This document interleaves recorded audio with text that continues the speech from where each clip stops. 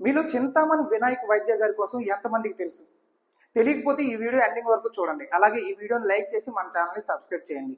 ఇప్పుడు వీడియో టాపిక్లోకి వద్దాం. చరిత్రను రాసిన వాడు, స్వేచ్ఛ కోసం కలం పట్టిన యోధుడు, ఆయనే చింతామణి వినాయక్ వైద్య గారు. ఈయన 1861 అక్టోబర్ 18న బాంబే ప్రెసిడెన్సీ ప్రాంతంలో జన్మించారు. ఈయన ఒక చరిత్రకారుడు, న్యాయమూర్తి, ఒక వీరుడు.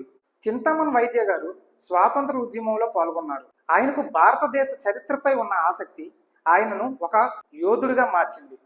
స్వాతంత్ర ఉద్యమంలో పాల్గొనేలా చేసింది. బ్రిటిష్ పాలనలో మన దేశంలో ప్రజలు ఎదుర్కొంటున్న అనేక అన్యాయాలని తన రచనల ద్వారా చాటి చెప్పారు. ఆ తర్వాత ఆయన గ్వాలియర్ రాష్ట్రానికి చీఫ్ జస్టిస్ గా కూడా పనిచేశారు. ఆయన తన కలంతో, తన ఆలోచనలతో అప్పటి ప్రజల మనసుల్లో స్వాతంత్ర్య స్ఫూర్తిని నింపారు. ఈ రోజు అక్టోబర్ 18 ఆయన పుట్టినరోజు.